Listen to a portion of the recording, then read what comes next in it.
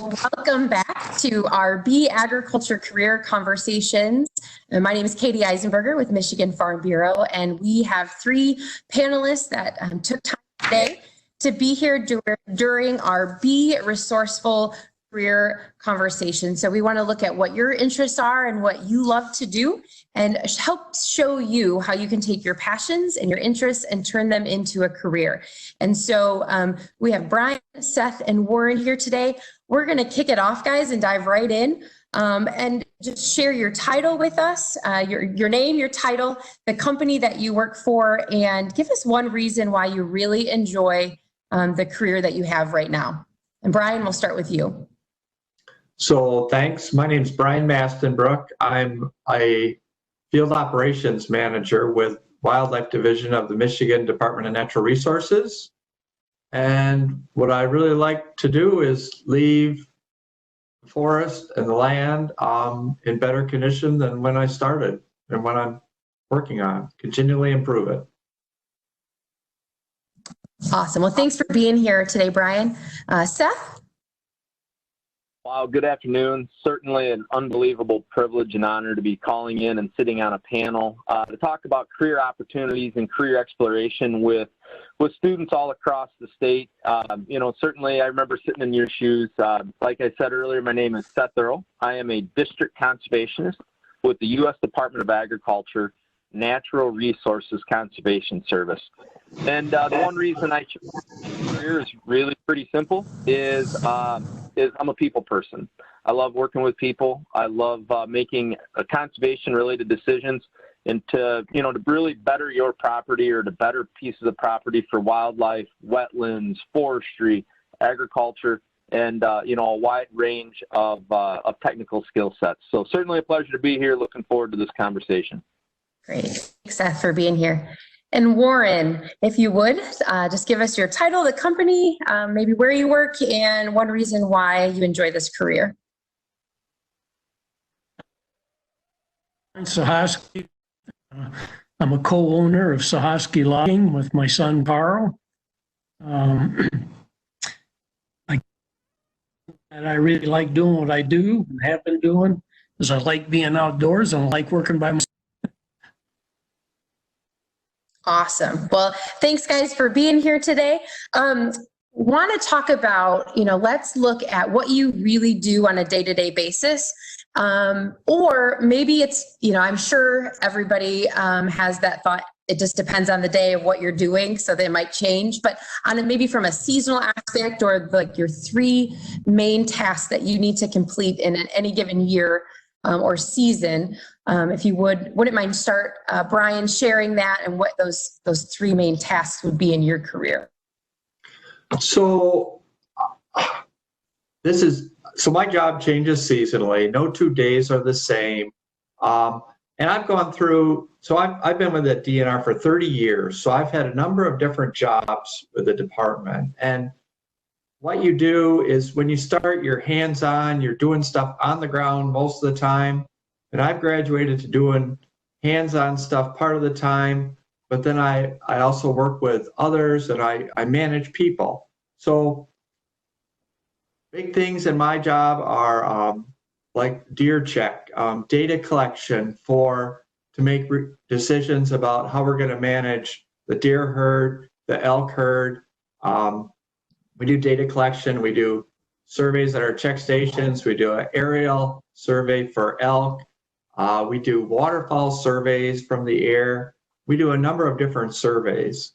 So that's part of it. Then taking that data and trying to figure out how we're gonna manage land or manage animals to get to a certain point, with those people. So that's part of it. Another thing I do is I work with partners all the time. I'm working with other conservation organizations. I work with private individuals to, again, move things in a direction, both on private land, on state land, and, work with partners to do that. And the other thing I talked about is I supervise people. And I don't mean I tell them what to do every morning. What I do is I try and help them grow. I try and make sure that they're working in a direction that is building positively for them so that they're getting better, getting stronger, learning things. And of course, that, again, it all depends on where you are in your career. But, when you start, you're learning technical things, then you learn about communication, then you learn about facilitation. And so it's really variable. And again, no 2 days are the same. It changes all the time. And so that's part of what makes it really fun. Sure. Awesome. Thank you for sharing. Seth, what about you? What are some tasks that you get to do? Well, really certainly to echo some of Brian's comments, it kind of boils down to the 3 Ps for me. We work with partners, we work with people, and we work with passionate individuals who are willing to do or who want to do good things for the landscape. So for those that don't know, the Natural Resources Conservation Service, or NRCS, is an organization or an agency that is nationwide. There's one of me in every single county, or that represents every county around the country. Our agency has roughly 10,000 employees. And so the whole idea and the framework is that we work one-on-one with landowners in their field to make conservation-related decisions. And so, when we start to talk about what are some of the main tasks that we work with, is we're making those landowner connections. We're meeting with those passionate individuals who really want to implement solid conservation measures on their property. We work with partners to really evaluate what habitat goals or what goals may be needed for a piece of property, and then the people. And the people concept is really probably the most crucial that we really work with. In our office, we have about 2,800 walk-ins, call-ins, and points of contact over the course of a year. So one day we may get 2, and another day we may get 100 or 200. It just depends if we're doing site visits or some of those things, or some presentations, some of those aspects of the career. Some of the things that we really focus on is we're field employees, and our passion is fields, the field work, and so we're all technical professionals. On my staff, we have foresters, we have biologists, we have soils, we have crops, we have wetland individuals, and so we try to focus on all aspects of the natural resources and then the native or natural landscapes that we have here within our state. Awesome. Thank you. Sounds pretty cool. Sounds like a cool job. And Warren, how about where you are in the logging industry? Kind of share with us a little bit about the tasks that you get to do.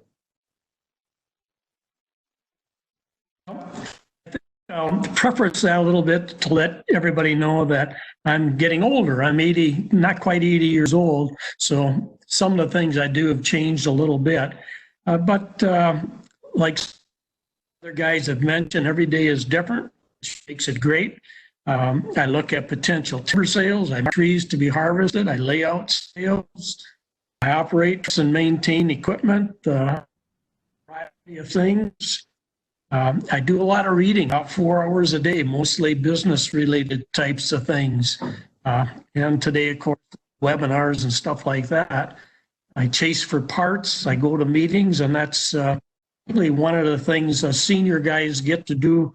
We get to represent the company at meetings of various organizations, and so on and so forth. As to what my day is like, some days start very, very early and some end very, very late. For me, a day is an 8-hour day. Most days are 10 to 16 hours. I do a lot of weekend work and holidays. And the other guys are off. Awesome. Very cool. Well, I appreciate all of you guys sharing a little bit of an insight in what you guys get to do. If a student is sitting and thinking, man, all of those tasks sound pretty cool, what would be some next steps that you would suggest as far as the type of training you've had or education that you've had, whether that's formal education or non-formal, the School of Hard Knocks, if you would. But what should they be thinking about as far as next steps in that educational training opportunities? Brian? Oh, Brian, I think you're muted still. Sorry. There you go. So there's a couple formal things I'll get to in a minute, but Yeah, the School of Hard Knocks is really, really, really important. If you can find a job in a wildlife or natural resource related career and get into it and get a feel for what it is and what you're doing, that's, I've had a number of students work through us through a year, and some of them just click and that's their thing. And others, they decide to go in a little different direction, and that's perfectly okay. That's the best time to make that decision, is early on, but you can make it later too. There's no real penalties. Most people in my field have a bachelor's degree in wildlife management or forestry or natural resource management. Some of them have just associates, and some of them have master's degrees. Or even there's research people in our organization, they usually have doctorates, PhDs. So there's a variety of paths you can go, and it depends on what level you want to get to. And frankly, you can change through your whole life. You don't stop growing when you're 21. You're growing and growing and growing your whole life. And like Warren said, we graduate into going to meetings. We like being in the field when we're young. We like being in the field when we're old too, but we don't get around quite as well maybe, and we end up with more meetings. Plus, we hopefully know a little more. So I'll pass it on from there. Awesome. Thanks, Brian. Seth? It's kind of interesting to sit here and listen to both Warren and Brian and talking about as you grow and as you kind of have your thirst for knowledge and that it really never goes away. The type of knowledge that you're gaining may evolve over time, and I'm kind of in that position myself right now, so I have to chuckle sometimes because, as a kid right out of college, when I was 21, 22, 23, I never wanted to be anywhere but the field. And as I progressed up through, I spend a lot less field time than I used to, but I have a fantastic staff here that, that's able to handle that field work, and I miss it. I miss it every day. I miss that people. I miss those connections. But when we start to look at, what training and what education do you have is I have an agricultural industries 2-year degree from Michigan State University. I have a Bachelor of Soil and Crop Science from Colorado State University. I have a specialization in soil science from Colorado State University. And as part of the School of Hard Knocks, I've lived and worked in 7 different states. And that was one of the more remarkable things that I've ever been able to do. And that's one of the pieces that I really want to encourage every student and every individual that may listen to this, to this meeting is get out in the world, see it, enjoy it. There may be some experiences that may not seem very enjoyable while you're actually in the midst of them, but they are awesome learning opportunities and learning experiences that you really have, that really helps you grasp what the future is actually going to hold. Never in a million years did I want to come back to Michigan. Never thought about it. Always wanted to live out west. Always wanted to live in the mountains. I've backpacked and hiked in 30 different states. I used to lead backpacking trips out west. The longer I was out west, more and more I realized that as a boy, I was a water duck and I didn't even know it. From Michigan, we love our water, we love our trees, and when I grew up in southern Michigan, and we're in Hillsdale, Coldwater area, and then I settled here in Ludington, and so it's a matter of being mobile, but the training and the experiences, being able to build on those experiences, being able to build from the people and the conversations that you've had along the way, probably has had more of a role to play in my life than my technical training or my actual collegiate experience. It's being willing to say yes. I know that's tough, and being able to step out of your comfort zone isn't necessarily always the comfortable thing to do, but the opportunity for growth, the connections that you meet, and never leave a stone unturned. Always be willing to meet with people and to be able to further your career. And those are some certain things that absolutely has been really successful or helped me be successful in life. And I think a lot of people would probably agree with that. And so, never leave a stone unturned and be willing to take a risk. Awesome. Thank you, Seth. And Warren?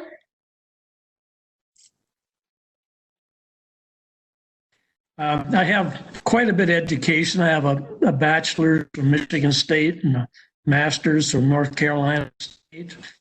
And then I have tons and tons and tons of hours of independent study, some of which is done by attending professional meetings.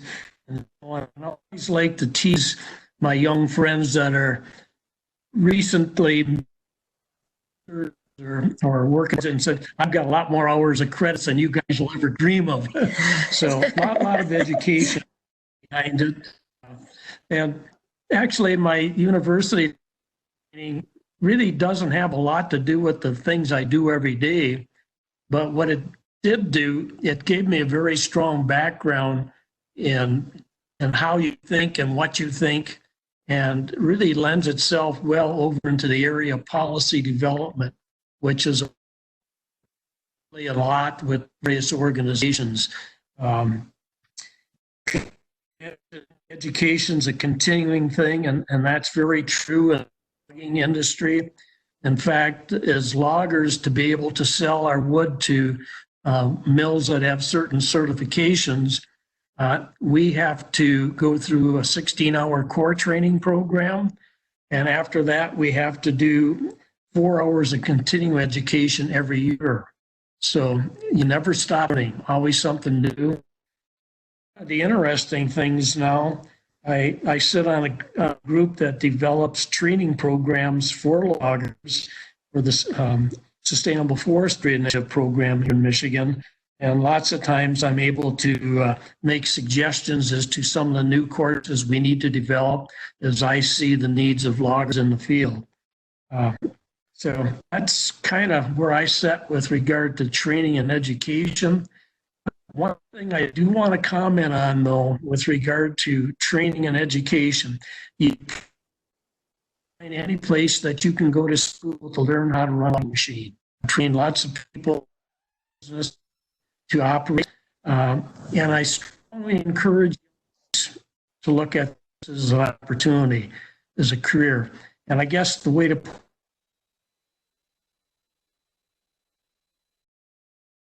you need to have manual dexterity.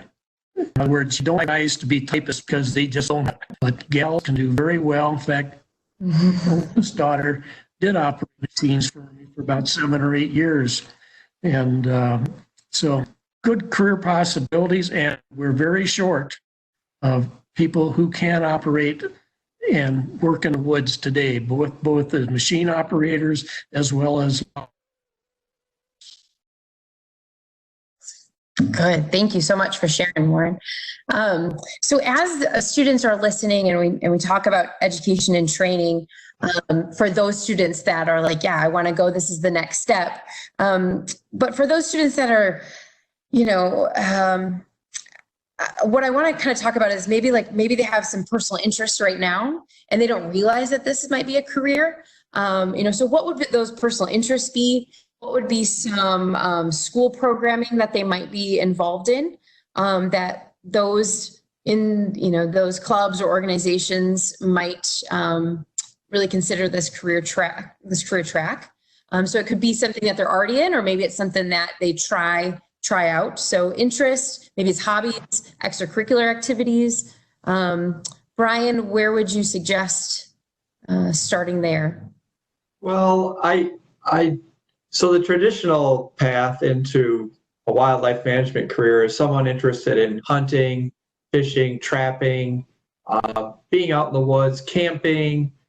But frankly, we're changing. Our profession is changing. We're trying to be more relevant to more of the people of the state of Michigan. And I just hired for positions, and one of the top people I hired was a journalism major, because he could communicate really well with people. So I think a core wanting to be outside, I think a core wanting to work in natural resources and make things better in natural resources is better. But hopefully that as you move up, you're going to see more and more people really valuing diverse backgrounds, diverse experiences. And so I echo what Seth said. I worked in 3 different states, and did my master's in Ontario. And that's been really valuable to me. Getting out and around and doing different things that diversity of thought and experience is one of the way important things that we look for. Awesome. Good. Thank you. Thank you, Brian. Seth?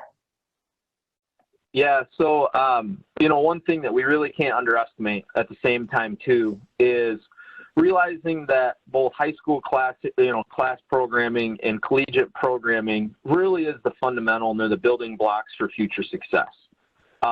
I take passionate people, it goes back to the 3 Ps we talked about, passionate people who really want to be able to make a difference. And then, working with partners from all across the state. Some of the extracurricular activities that really aided me along in my career I always was outside. If I had a question about what kind of tree I was looking at, I'd ask the question. If I would go to logging conferences, I would go to conferences, and just to be able to gain the knowledge base that I didn't necessarily have. And more than a knowledge base sometimes was actually meeting the right people and the people that you could ask questions to long term. Some of the things that really aided that was my high school FFA program. I grew up an ag teacher's son, so my dad taught agriculture and natural resources, and we went everywhere that there was a potential opportunity to learn something. And so that was one opportunity. Looking to, other school programming, look at those advanced science programs. Look at those programs that, challenges you to expand your horizons. And, when it comes down to, choosing a career path and choosing what classes within my individual career, some opportunities that didn't necessarily exist at the time, but certainly are available now is gaining a fundamental knowledge of GIS or geoinformationing systems and knowing how those systems really impact or can, certainly benefit different careers. The knowledge base is there, but sometimes that's, one little thing that, like a classroom or a program that you can take. One of the things that I can't echo enough is be passionate and be a good person. In our office, we have mottos, and we hire student trainees every year. We hire a couple, anywhere from high school students all the way up into collegiate students. And, we look at, in the summer, we're usually a staff of 15 right here in our little office. During the winter, we're a staff of 5 or 6. But some of the things that we look at is we hire rock stars. We want people that are eager to learn and, have a really good attitude in terms of being just energetic about the industry as a whole, and being moldable. If you have the ability to be like Play-Doh, where you can be molded and shaped and kind of crafted into different things long term, there's a good opportunity for you regardless of what career. And realize that every job you take along the way may not be your dream job, but there's a lesson to be learned there. And go into it with an open mind, because you never really know what opportunities are going to be on the other side. And it goes back to the school of hard knocks when we look at that. So that's some of the things as classes, extracurricular activities is, what we're going to do. Let those tie into your personal interests. You may as well get paid professionally to be outside if you really enjoy that. And that's tough, but that's certainly a to look at. There you go. It's a good goal. I like it. Awesome. Warren, what would be some suggestions that you would offer? I think for those that are still in school, take advantage of some of your vocational training. Vocational ag is a great place to get some of that. If you have an opportunity to learn how to weld. Some important skills a logger has is being able to weld and handle wrenches. You're always maintaining and fixing things.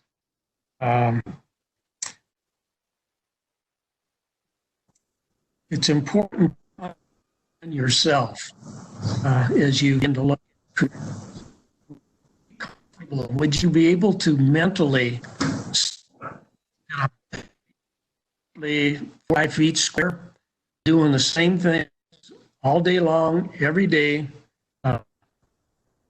taking a break or two during the day? Can you? It takes a person with certain psychological makeup to be able to do this kind of work. Are you comfortable being with very few people? We usually like to have at least 2 people working on the job. Are you comfortable? Are you a people person and have to be reacting with other folks on a constant basis? So it's important that you know yourself. Recommend, suggest is try to do some job shadowing. Go with dad, go with mom, go with a neighbor. If you got, that's running a logging operation, see if they would let you along for the day. And we've done this oftentimes, sometime with a landowner, sometime with others, sometime with these resource professionals that we work with. We have them jump up in a machine with us so they see what the world looks like from our point of view and see what kind of issues and problems that we run into. And that's a good way to get a feel for, is this something I would really like to do? Earlier on, I developed and taught same group of kids. First day of class, what we're going to teach you this year is that this is not what you want to do for the rest, because mosquitoes or storms in the wintertime, the temperature was at least 5 degrees above zero. We went to the woods for 3. We traveled. School with a heater in it. So it's important that you get out and see what it's like in these conditions. Is this something that you can really do? Awesome. Well, thank you, Warren, for sharing that. You can tell, and every panelist that we've had, you can tell their passion for the jobs that they're doing. And the industry that they're working for. But we also want to flip it and kind of provide an eye-opening experience for those students to go in with eyes wide open, to understand, what there are days that you love your job and you live for, and then there are parts of that job that just have to be done, or that, they're the tough parts and they've it's just got to be done. And so besides paperwork, because typically, none of us like paperwork. What would be a task that you'd want to make sure that students are just aware of, that it's part of the job and it has to be done, but it's maybe not, that bright, shiny attractiveness that brings people to the career. Brian? Yeah, so when I started, I wanted to work by myself in the woods, period. And as I've worked through the job, I found that I had to work with people more and more. I had to learn to work with people more and more. So, and that's okay. I'm better at it. It's a good thing. I've also had to deal with conflict. In natural resource management, sometimes conflicts get set up and you have to deal with them. So it's not the favorite part of my job, but again, I've learned to be technically competent in dealing with conflicts, just like I've learned to be technically competent in aging deer. It's just at a different stage of my career. So working with people, working with conflict are 2 things that I didn't foresee, but that are part of my work. Awesome. I like how you put that, technically competent. I like that phrase. Thank you, Brian. Seth, what about in your career? So I think one of the important components that Brian mentioned is conflict, and understanding that growth can come out of conflict. And it's a manner in which you conduct yourself and really drive towards a really good conclusion is absolutely essential. For me in my not day-to-day activities, but one of the things that is not my favorite part of the job is within our agency, we are about a $6 billion agency. And so that's because we offer cost share assistance or financial assistance to landowners. And it's something that's because you tangibly have money or funding available to hand to a landowner and say, hey, implement this practice to our standards, and then we can offer cost share to you. With that comes contract management. And the role that I have seen myself, over the last 10 years is basically where I manage, somewhere in the vicinity of 100 contracts and $3.2 million on an annual basis. And that needs to be documented. We need to make sure that we do a good job with those funds. Conflict can arise if a contract participant doesn't necessarily meet their obligations, but it's working through those scenarios. There's a lot of good growth and a lot of good learning opportunities that can come out of that. But it's something that I didn't necessarily see when I was in high school, when I was recruited for the agency that I worked for. And you don't see it as a trainee, but then I see it more and more all the time just because our contract workload has grown. And so just the management of the contracts themselves is very burdensome. I mean, I do a lot of that work in mornings before I even come into the office because I don't want people necessarily to see me struggling to have, have a good day or have a bad day. And it's a way that I've just chose to manage my office in general. Awesome. Thank you, Seth. Warren, what about from the logging industry? Well, I think one of the things that you need to keep in mind with this industry is you need to be a problem solver. It doesn't go the way it's supposed to. Something breaks, something needs fixing. You run into unusual rainfall, deep snow. You have to solve them quickly. You have to be flexible, so when plan A is, you can shift to plan B. Sure. And I'll go back to when my daughter was running a logging machine for me. She says, I really like doing this work. The only thing I don't like, she says, is, well, grease under my nails.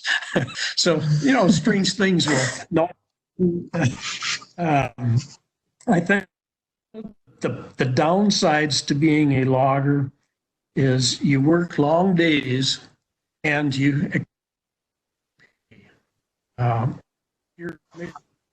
as well as nationally. There's a lot of controversy going on now.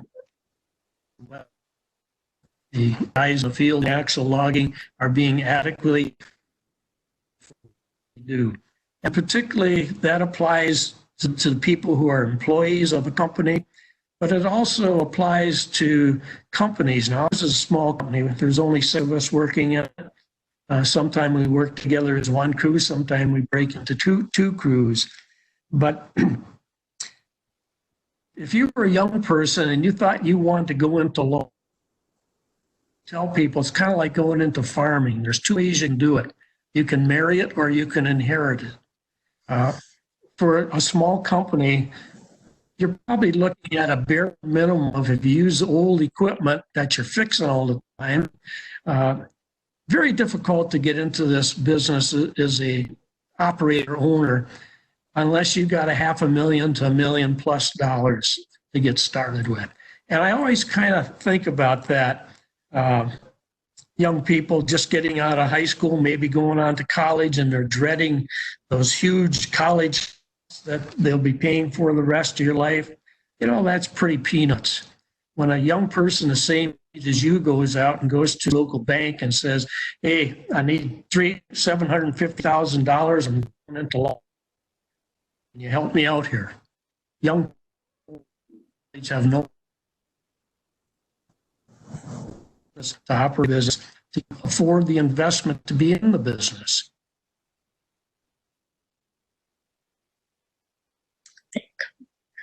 Well, thank you. Yeah, so it's great to have these conversations so that you can, find those mentors, find those individuals that can kind of help guide and provide some on-the-job training or maybe like a job shadow. So we just want to make sure that students that are excited and want to jump into these jobs also take those steps to just be aware of what they're getting into. And like any job, I have those same. There's some days that there's just things you got to do, right? So I appreciate you guys sharing your insight in that. As we wrap up today and allow you to get back to your afternoons, and again, I appreciate that you're on here today with our students that are watching. I want to just have you kind of touch on if a student is really thinking that this is their career path, what would be your one piece of advice specific to your industry that you would give them, maybe that we haven't talked about yet, that would be their next step to really set them up for success in the industry that you're working in? It's a heavy question to just give you a couple minutes, but Brian, I'll have you tackle it first. Well, it won't be I can't think of anything new. I think reaching out to someone, we like Seth has said, we're passionate about it. We like to talk about it. We'll talk about it with you, and working at some part of it and finding out where you fit in. I'm in a much different spot than where I started. And just give yourself that grace, give yourself that permission to try different things, to experiment, to learn, and maybe not have a best time doing it, but you're learning. Give yourself that time. Awesome. Thank you, Brian. Seth?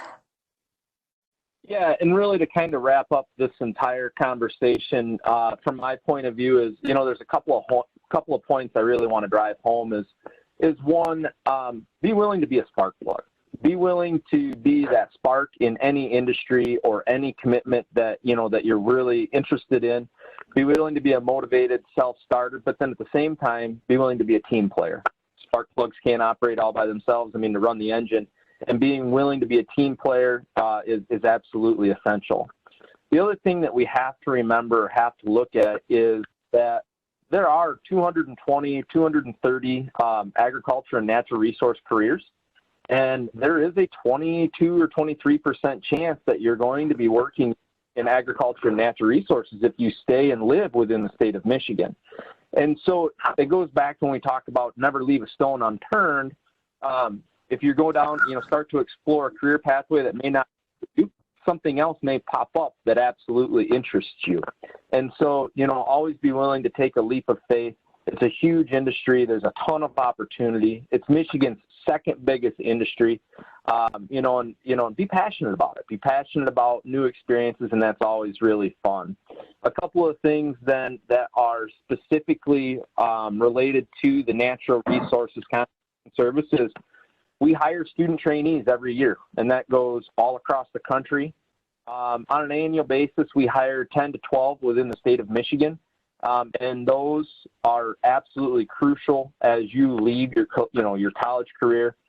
Basically, if you intern for 2 summers, you are offered a non-competitive interview, and that's really it's kind of a stress relief when your senior year of college that, hey, I have a career lined up. All I have to do is finish out my collegiate requirements, and then you can move into the professional workforce. It's important to put the time in the classroom. If within USDA, if you maintain over a 3.0 GPA in college, you actually start out at a full pay grade higher, and so that sets you up long term, and is certainly beneficial. I've had 4 or 5 interns since I've been sitting here, and each one has a diverse background. They're all different backgrounds, and then. If you guys are ever interested, feel free to reach out to your local offices. A lot of us that are around the state, you can look us up online at mi.nrcs.usda.gov. If you're interested in jobs or career interns, usajobs.com will bring you to our industry or to the federal employment workforce also. So with that, I always encourage everyone, if you have questions, reach out. And then, don't be afraid to try. Don't be afraid to take a risk. It's unbelievably rewarding. Awesome. Thanks so much, Seth. And Warren, we'll end with you. We'll have you wrap it up for us. Oh, some of our audience, like juniors and seniors in high school, I'm sad to inform you, you're ready 10 years too late thinking about what it is you want to do. That needs to be something you begin to think about when you're maybe 4th grade. In my case, probably a big reason when I was about 6 years old, I started going to the woods with my dad on Saturdays. And in the woods, that's what triggered me to know this is where I want to be. This is where I belong. It's where I fit in. Don't be afraid to take advantage of opportunity. Come just for a weekend, might be a summer employment, whatever. Take advantage of opportunities that come, and that will really help you as a get direction. Important also to remember, if you look at the statistics, people today change jobs half a dozen times or more in a lifetime. So be flexible, keep your options open, chase that. You're going to enjoy it. If you don't enjoy going every day, you're doing the wrong thing. Yeah, that's right. And that's whether you are 19 years old or 38 years old, you know, that's great advice. Thank you so much, Warren, for that. Hey guys, I just appreciate all of you taking time to share with us in our Be Resourceful career conversation at Michigan Farm Bureau. I'm just helping students figure out how to take their passions and, you know, go to work loving their job every single day. So thank you for taking that time to be with us today. And for those of you that are watching the panel, make sure you check out any one of our 9 Be Agriculture career conversations on the Michigan Farm Bureau YouTube page, as well as the Michigan Ag in the Classroom website. Thanks so much for being here.